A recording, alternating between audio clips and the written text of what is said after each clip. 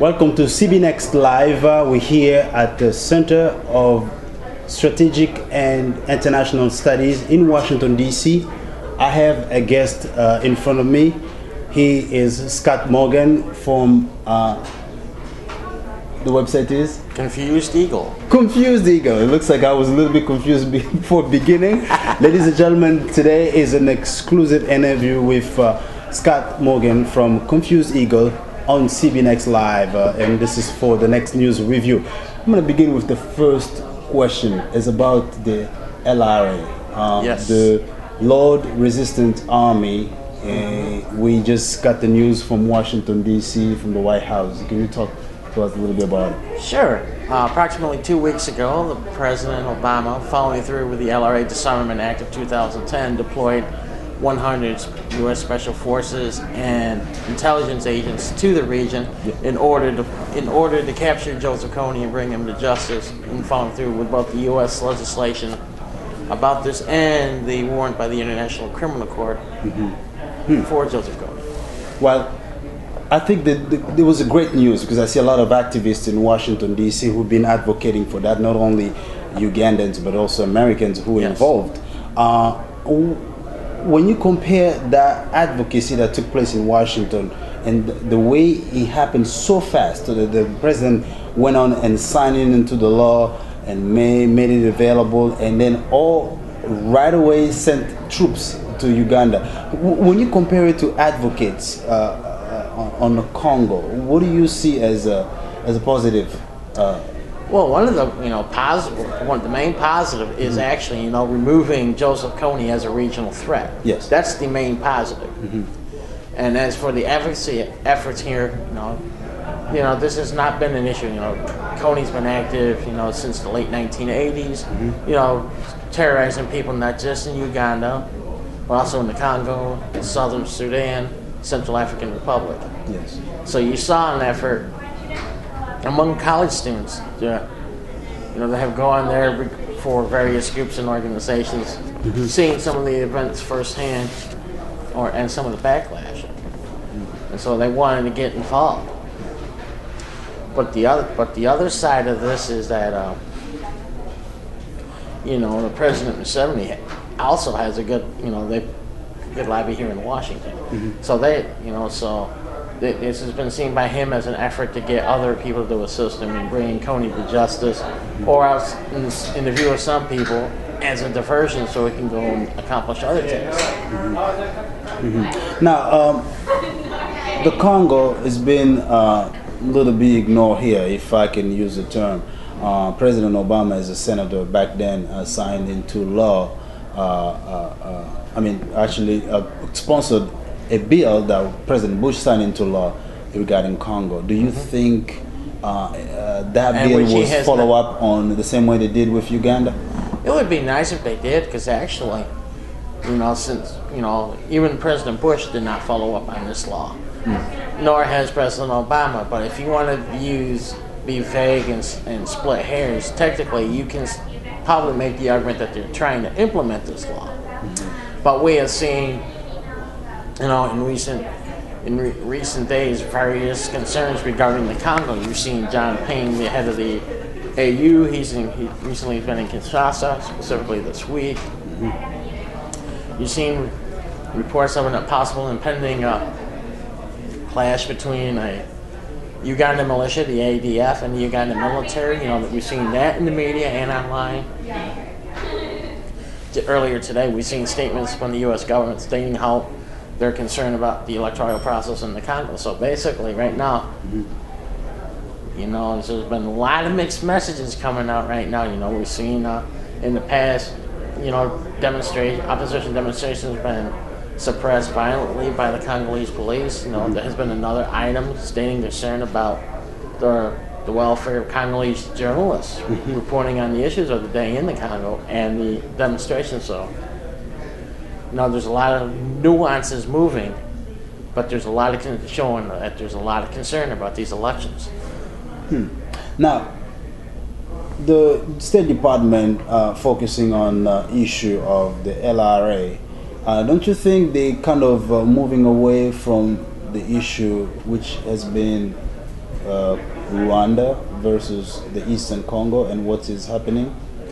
That's possible because I can actually see that argument because, we're seeing that, there's a lot of potential for a lot of strife in the Eastern DRC because you hear very few people, including here in Washington, talk about how the Rwanda military has a base set up in Walikale.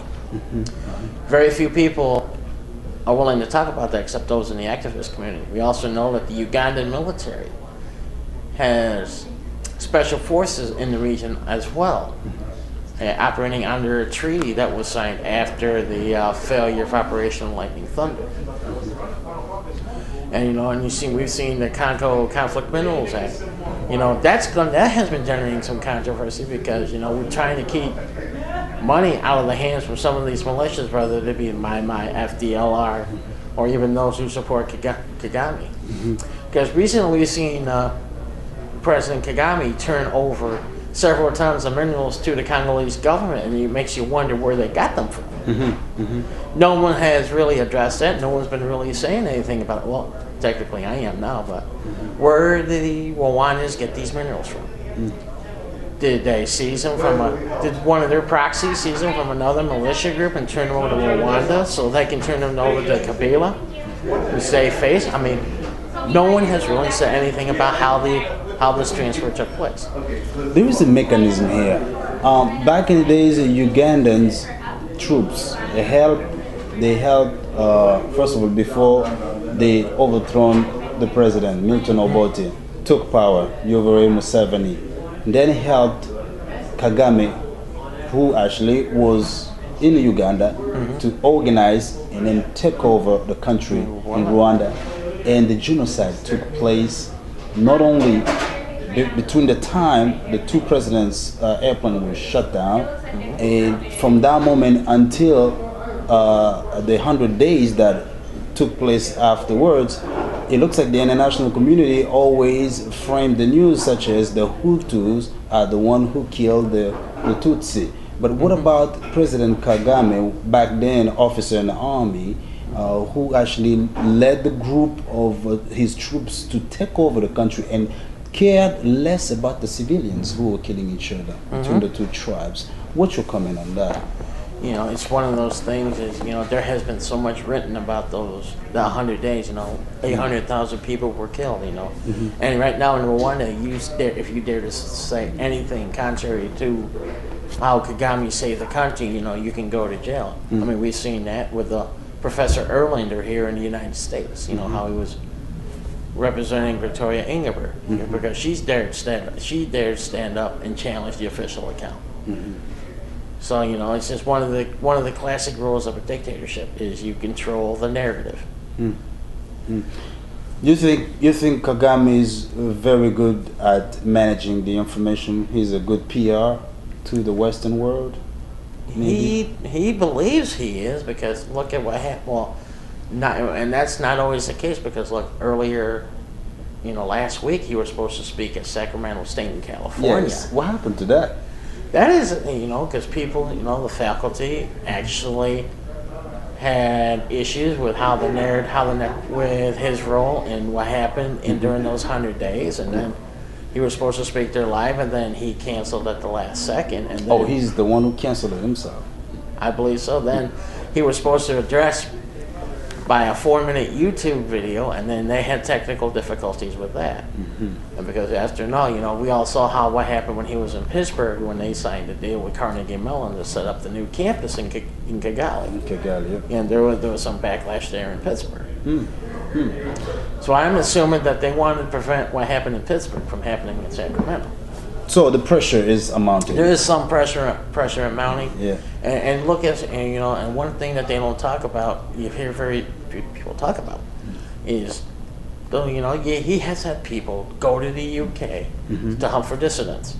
They've gone to Norway to hunt for dissidents, and they've gone to South Africa to hunt for dissidents. That makes you wonder, when will they do it here in the United States? Well, yep. Now, Congo elections. We have Kabila versus Etienne Tshisekedi, the front runner. Do you think the elections will be credible, will be transparent at this point? You know, there's two ways to answer that. Will it be credible and transparent by African standards? The answer is probably yes. If you go by credible and transparent by Western standards, which is like generally what you hear people here in America and in Europe talk about, the answer will probably be no.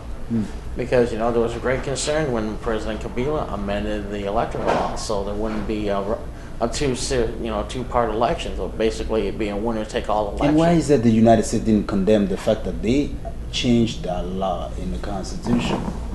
Nobody said anything. Nobody really said anything because, you know, they thought, you know, they actually portrayed it as their attempt, you know, as electoral reform to try and streamline the process and make it easier.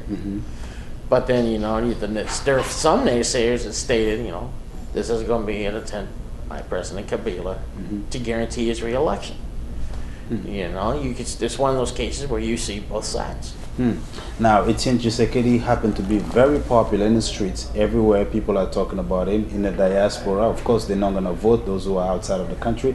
But those who are inside are much influenced by whatever the brothers and sisters say from abroad, from Europe, from the United States. There is a serious threat here of violence resurging. Do you think the United States of America, the Department of State, is ready or is already addressing this problem before it happened? We can only hope so because we know that the embassy in Kinshasa has been very good at documenting there. As you know, both Johnny Carson and Maria Otero, Undersecretaries of State for African Affairs and for Democracy, Human Rights, and Labor. We know that within the last month, both of them have been in Kinshasa. So we know that they have briefed Secretary of State Clinton about the current state of affairs there. And we hopefully, you know, we all hope, you know, the elections will run through smoothly. You know, but, you know, there is always a risk of tension in the East. And then one thing, you know, and we have heard at conference meetings here in Washington how concerned the women are in the country. Yes. Because the women in the Congo have been victimized for so long. For so long, yes. You know, and we've seen an effort to get them trained as journalists. And maybe enough, and, you know, maybe, you know, there's a small number running in this electoral cycle. Maybe we can see an environment when the next election cycle, there will be more women candidates for office, including the presidency in the Congo. Now, what do you make of the practices where president people go out there and shut down televisions and radios from the opposition and just basically silence them to not help the opposition to campaign during the elections? And I think that generally you can take it for two ways. Either they're overconfident that they're going to win, or they're really desperate that they may actually lose. Because we know in the recent years with the recent attacks of women, particularly last year in the eastern part of the Congo, including President Kabila's hometown. His popularity is also waning in the east, and that was one of the regions of the country which heavily came out for him during the 2006 elections. So basically what we're seeing here right now is could possibly be a leader who is desperate to remain in power and will be willing to do anything to maintain it. A lot of Congolese back home in Kinshasa, when they see Bill Richardson, they say, "Oh my God, this guy always doesn't bring good news." Lately, he was in Kinshasa. What do you make of that? You know, just in some circles, he's a very respected man in the Congo because, you know, he was one of the persons who actually convinced Mobutu that he had to go. To go and peacefully. Yes, and it happened.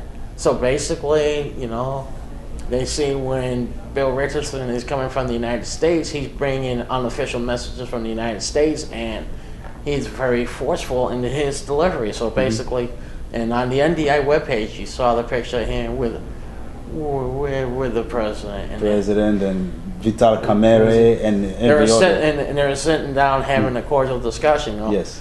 seeing things like that is very positive. It shows that, maybe the democratic process will work in Congo. But we didn't see him talking with the front runner from the opposition. No. Is that to say something? It's possible, maybe. That the message is directed to one side of the political spectrum? Basically, it could be saying, directed to the president, President Kabila, saying, we want you to run fair and impartial elections. Now, the police that was trained in Kinshasa was trained, ironically, by Americans. That Yes, police, and the EU. when right after the opposition marchers and protesters and start beating them up, do you think it is giving credibility to the United States when the police that were trained just recently by them acting like this in the streets? Doesn't give the U.S. any credibility. It just shows that the security forces are more apt to protecting the current leaders than they are at analyzing other threats. Because we've also seen the intelligence services conduct such operations. It's to the point right now that when people discuss security sector reform in the Congo, about how to reform the Congolese army, it's to the point right now that you're going to have to also include the police and the intelligence services as part of that reform, because we've seen specific commitment to the president. Basically, they should be loyal to the Constitution of the Congo, not just the political leadership. Mr. Herman Cohen, the Undersecretary of African Affairs back then in Congo, made a statement recently that actually fueled a lot of discussions in the newspapers in Kinshasa when he said that Kivu, the eastern part of Congo, was, quote, part of Rwanda, according to the State Department. Then he went on and tried to rebut it and explain what he meant by that. I'm sure when he made that statement, there were a lot of people smiling in the Rwandan Foreign Ministry. Yes. Because, the parts of the Kivus were part of Rwanda, and there were other parts that were part of Burundi, as you know. You had to thank the Belgians for that. But he's one of the things that Herman Cohen said. I'm going to go back in history. This is from the newspaper International Herald Tribune, when under the article, "Can Africa trade its way to peace?" That's a question. Herman Cohen is the one who wrote it. And this is what he said, and I'm going to quote him. "From 1996 to today, the Tutsi-led Rwandan government has been in effective control of Congo's eastern provinces of North and South Kivu. This control has been maintained through intermittent military occupation," he calls it occupation, back in 1998, "and the presence of Congolese financed and trained by the Rwandan army." And then he went on to say, "During these 12 years of Rwandan control, the mineral-rich provinces have been economically integrated into Rwanda." End of quote. That would not surprise me.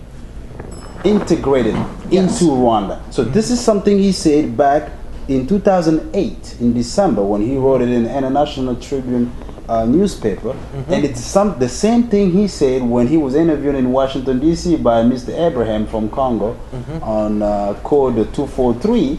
And then when the same news went on the newspapers in Kinshasa, he went on and rebutted. So what do you make of that quid pro quo? What's going on? Basically, it's probably a case where someone, committed a gaffe. It's like, someone probably higher up in the State Department told him that he probably couldn't say that. And of course, this was in the last, in the Bush administration. Generally, with the Obama administration, you have not seen a lot of change in the State Department policy-wise. You may have seen it personnel-wise. Yes. Of course, now you see Mr. Carson with his actions. You don't see the State Department placing a lot of pressure on Rwanda, but regarding its actions in the Eastern Congo. But the other part of that equation is that with the Congo Conflicts Minerals Act, since people, we want to keep the money out of the hands of the militias. But the downside is by the actions and the lack of and it's forced a decrease in the mining output in the region. So, And you're taking, so it's one of those things is, you know, with some people, how are you going to effectively bring about change without hurting people? Do you think the Dodd-Frank law will help in this case? In the long run, it probably will not. I'm sad to say. As you know, having Rwandan and Ugandan influence taking out of the eastern part of the DRC, a stronger government influence from Kinshasa, regardless of who's president, enforcing their own laws, because basically, you don't see, very rarely do you see an effort by the current government in Kinshasa to enforce its own laws in the Kivus or Ituri. So that means, you know, you had the militias and these other parties stepping up to fill the void until the Kabila government or its successor is willing to implement and make its own laws and maintain a presence in the eastern DRC. You're still going to have problems with that, and then if that's the case, if they're willing to do that, then maybe we can repeal that part of the Dodd-Frank Act.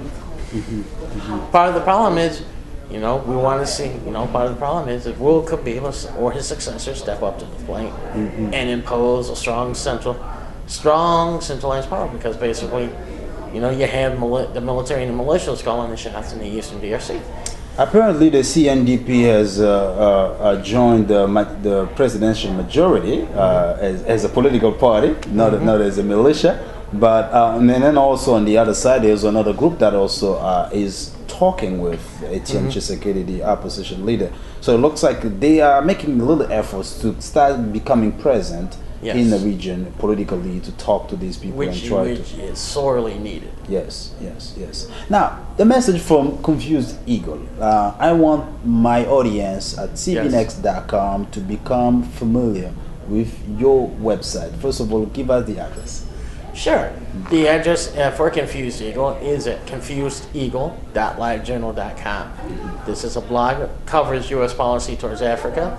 You know, Central Africa is a frequent topic of it. You know, as you know, there has been concern about U.S. military going into Central Africa. Then there are several reasons why we should not do it. Several, you know, even though getting rid of Coney is a huge benefit, there are risks. You know, and you'll also see, I also write op-ed pieces for various news outlets. Yes. A couple of them that you write for? Yes, I've written for a site called Modern Ghana in Accra, and also Borglo, which covers issues in southern Sudan. You know, and also some sites in Somalia have picked up my writings because I have been concerned about the U.S. policy in Somalia, and I think actually maybe recognizing an independent Somaliland is a good option, despite the current situation there. With, as you know, we got Kenya finally after 10 years to go into Somalia, and it appears that their only goal is they want to set up a buffer zone so they can have peaceful elections next year. Yeah, interesting. And then also you were interviewed by Voice of America lately. Yes. How was that? How did that it go? was an interesting experience. You know, Voice of America has not run it yet, so basically, if you want people in the Congo or wherever that want to see what I said to the Voice of America, just contact the VOA and their contact page saying run the interview with Confused Eagle. I was invited once at the Voice of America live in the studio with William Swing on the phone from Kinshasa during the 2006 election. I think I was candid about what I had to say, and I said it bluntly. And that was my first and last invitation I had at the Voice of America. I'm just saying, because it's something that candor does not seem to go well. You know, they seem to like, you know, because you know the VOA. You know, whenever you hear the VOA give an editorial, you know, they always add the line, "This is the opinion of the United States government." So yes. They generally, you know, like people, you know, who tend to follow the party line, regardless of which party isn't currently holding office right now. Interesting. So, how do you see what you're doing, your type of journalism? Because I would call it activism journalism. How do you see it progressing in this today's world of digital stuff? Generally, right now, people are searching for any information because. Because there are times, you know, like with the traditional news outlets and even with the 24-hour cable channels, yes, you will see them be all you'll see is like 20. Sometimes you'll see 24 hours of the same story. Yes, yes, sir. And so any information that deviates from that or can generally delve into more of an issue, you will see people tend to like it more and read it more. Wow. And also building a rapport with your readership also helps. Yes, yes. Now, are you intimidated doing this job? No. Doing the way you do it? No, I'm not. And you think, when you do that, what do you have in mind? What really drives you to do it? It's probably because of the lack of coverage in the United States regarding our policy decisions in Africa. Because generally, the only time you see African issues generally on U.S. news is if there's a famine, if there's fighting, or there's an election. Those are the only 3 times you generally see African news coverage. And most of it is negative. I mean, with the exception, the only positive coverage I've seen recently regarding Africa in the U.S. media was the birthday of Nelson Mandela. Yes, you're right. The elections in Togo, and which is going to be the next African country on the UN Security Council. And probably and the Africa Cup. The World Cup, yeah. Which actually the Vuvuzela actually stole the show, and some countries, some people didn't like it. They say it was too much noise. Yes. Well, this is great, but CBNEXT has the vision to really. We actually the first one to broadcast in English as far as a network that is centrally giving Congolese news on videos, and we want to continue doing this. So Confused Eagle has a wide open door to our studio. Every time that you have things, we're going to be having you on the phone. I want my viewers to be familiar with Scott Morgan, because he's going to be coming on most of the time with news analysis about Congo, about Eastern Africa, the Great Lakes region. He's got more expertise on those things. So you guys can get your questions ready. If you have them for my next show, we're going to pass them on to Scott Morgan, who's going to get to answer those questions for you. It's been my pleasure to have you on our studio, a special studio we have here at the Center of Strategic and International Studies on K Street. But before we go, K Street, what does it remind you? K Street. Lot of power. Yes. So all the lobbyists that are here. How many lobbyists we have sitting here talking about Congo as we are here in this room? Just right now, just those who are actually willing to write about it. Ladies and gentlemen, 85 companies are exploiting minerals in Congo. They are dealing connection in Congo. Nobody's talking about it. Nobody's doing anything. But I am telling you that there's already a group of people online who are going to organize after the Walmart issue. They're going to get on the next issue, which will be facing one of the companies that is part of the 85 companies that exploit minerals in Eastern Congo. And I'm going to announce it. It's a company from Massachusetts. I think they know themselves. A group of Congolese is coming after you because they're going to be having an online protest which will lead to a demand, a written demand that will be addressed to the company's CEO. So just for your information, Walmart was a victory. They apologized. They sent a letter to the Congolese people for putting that 30-second ad that was diminishing and very insulting to the people of Congo. So the same group of people, 2,500 people on Facebook, I decided to go now for the next issue, which is start going after the 85 companies that are exploiting minerals in the Eastern Congo, denying that they do so. So that is like kind of an insult to the people of Congo while they say they do it and they don't do it. Yes. So it is a good thing that we do news and we do journalism to help the citizens to give the news out there. So it's been our pleasure to be with you today, and like I promised, we're gonna have Scott Morgan in a time where we're gonna need him to talk about the Congo elections. It's gonna be the 20th of November this month, And so, good day in your houses, and we'll talk to you again. Franklin Katunda with CBNEXT.